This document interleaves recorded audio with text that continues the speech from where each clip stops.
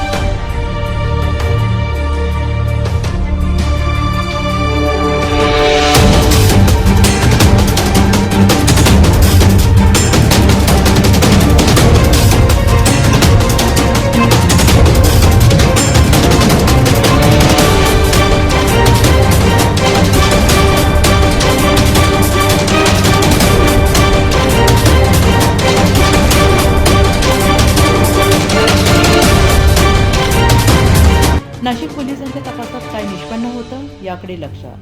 NCN न्यूजसाठी अभिषेक ताकाटे, Nashik road.